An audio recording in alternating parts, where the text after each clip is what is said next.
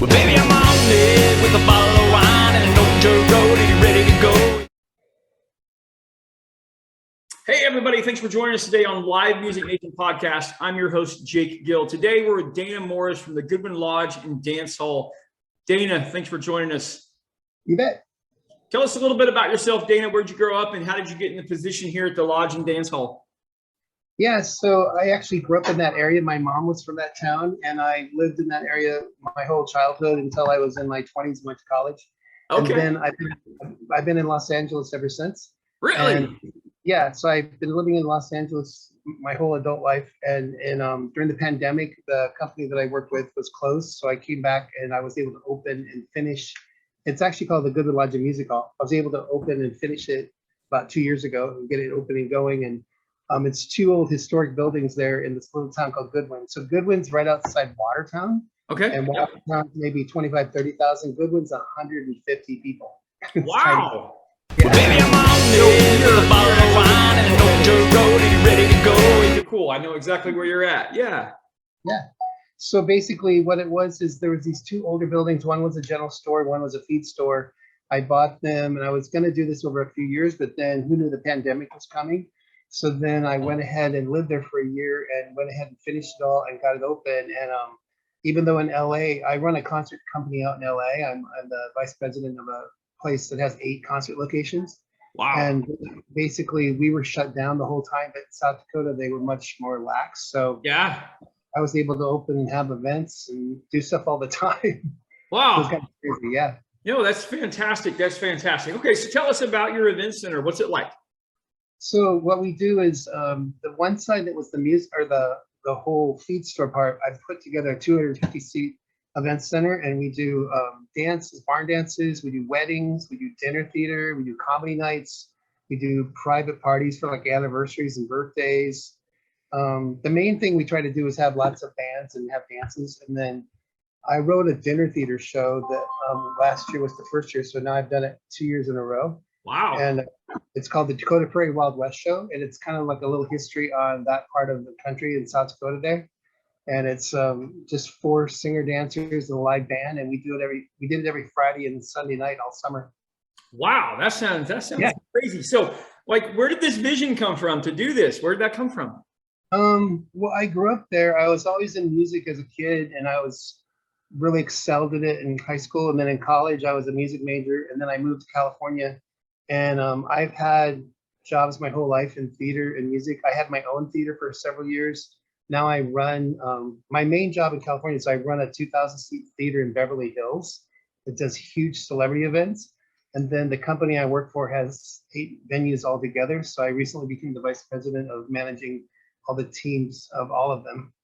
It's pretty crazy. And you do that long distance, or do you fly back and forth, or how's that work? I live in LA, and then I go back periodically to South Dakota, and then I have a team there that's managing for me. Last year I was there the whole summer. So gotcha. We did, I was there during the pandemic, and then I came back in August of 2021, California reopened things and I came back. But then also I'm only open 6 months of the year back there. So we do May through October. So like we're kind of wrapping up our season right now. Yeah. You don't want to be there in the snow either. I know, yeah. So I'm kind of like a snowbird, like they say, like I can be in California in the winter and there in the summer, but I'm in my 60s, so I'm hoping to work about 5 more years here, and then I'll retire back there and just come visit here in the winter to get away from the snow. I got you. Well, I want to see both. I want to see your setup in LA. I want to see your setup in South Dakota. That sounds fantastic. I like how you took advantage of the pandemic. You took advantage of that downtime on the West Coast, and you got your dream going there. Well, it worked out really, really well because people really embraced it when I first opened it, because it was coming out of the pandemic and people there were much more open. There was never a mask mandate, right, for the state of South Dakota. And then in the town that we were in, it was very, very hardly any restrictions. I mean, Watertown had some restrictions for a while that eventually loosened up, where in LA, we had massive restrictions. Everything was closed. Everything was a huge problem, and then once the vaccine came in, you had to have vaccine cards, and I've gone through the whole process out here with those kind of things. And in South Dakota, I never had to deal with that in South Dakota. So Yeah, you know.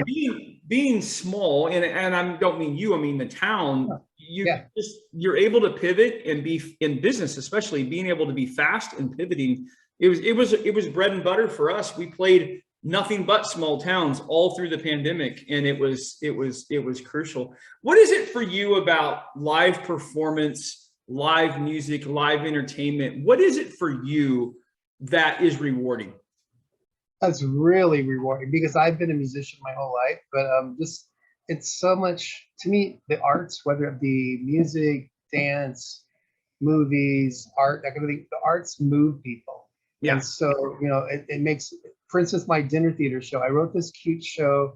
I was trying to find people in their 20s and 30s to play the parts, and it ended up using teenagers. And Okay. I'm so glad it worked out. So I got a lot of kids from Watertown High School and other local high schools to be in it. And they brought this little story to life, and people just fell in love with the cast. I mean, it was just, it couldn't have been cuter. Oh, wow. And I named the female lead after my mother because my mother was born and raised that town. And my mom had a fun name. Her name was Vera May. So we made the leads are Dakota Duke, Vera May, and then they had the sidekicks Billy Bob and Barbara Jean. And people really enjoy it was very involved. Like we had sing-alongs in the show. In the middle of the show, I have this fun thing where we have a yodeling contest, and whoever becomes the winner of the yodeling contest becomes the deputy of the town for the day. And we put a star on their chest. And so we say we're deputizing them. Oh my gosh. Really fun. And Oh, then that's crazy.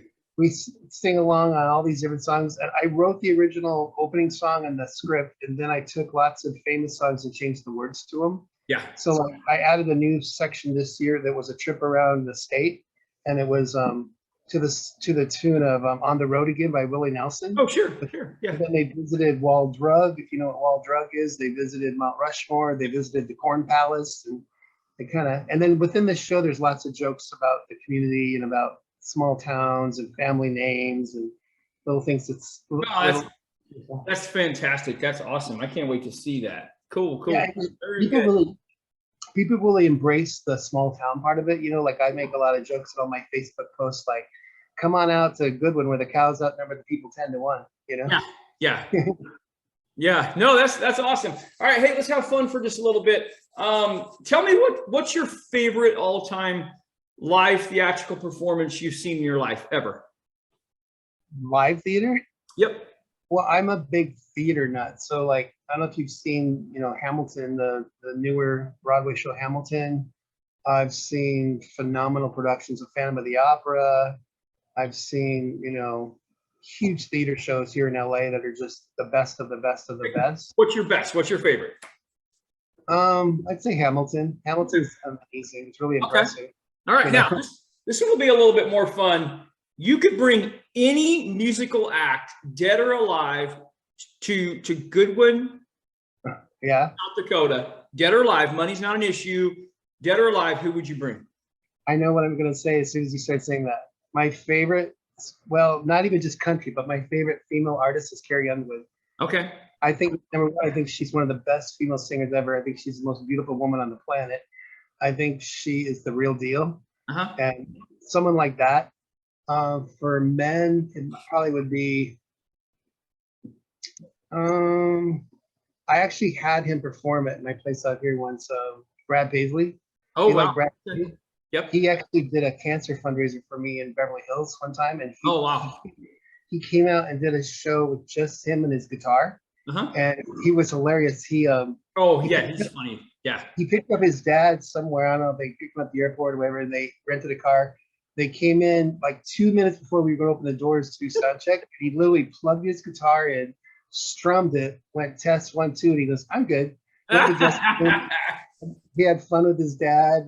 Came out and did the show all by himself to 2,000 people, no band, no nothing. And I had such respect for him because he was such a nice, classy guy behind the scenes, But I think Carrie Underwood is one of the greatest performers of all time. Oh, that's perfect. Okay, Dana, how can people find out more, not only about the Goodwin Lodge and Dance Hall, but also the events and the venues that you have going on in LA? How do people find out more information? So on the Goodwin thing, it's called goodwinlodge.com. So basically our website is Goodwin Lodge. We do have the lodge part where people can stay in the lodge for hunting, and we can do small parties in there for like anniversaries and birthdays and stuff. Okay. That's heated, that's year round. In California, our company has a website called Where Music Meets the Soul. That's Okay. our slogan. Our company is actually called Sterling. It's named after the owner, but the website is Where Music Meets the Soul, or WMMTS.com. Okay. And like what we do a lot of is all the bands from the 70s and 80s. We don't do a lot of country, but we'll do like what we're famous for is like I have Kenny Loggins coming pretty soon. I recently had Pat Benatar, Styx, Air Supply. I have Gordon Lightfoot this fall. I just had Three Dog Night. I just had Blood, Sweat, and Tears. Yep. We do all those kind of bands all the time. Awesome. That's Yeah, so cool. That's you'd so like cool. it. You get such a variety of live music. It's so fun to see all the different. Like last weekend, do you know who Todd Rundgren is? He was a big star in the 80s. He has a show right now touring America called Celebrating David Bowie. So it was Oh, okay. salute Yeah. to Bowie. And he had a famous guitarist named Joe Bonamassa Yep. was with him, and some people that were actually played with David Bowie. Yep. So they had a phenomenal band. And then Man, we do that's lots crazy. of yeah. That's crazy. I love visiting LA as often as I can. It's a good scene, and I like the energy that's out there. Yeah, awesome. Yeah. Very cool. Dana, thank you for joining us today. Thank you for your time. I appreciate it greatly. You bet. All right. Take care. Well, baby, I'm on it with a bottle of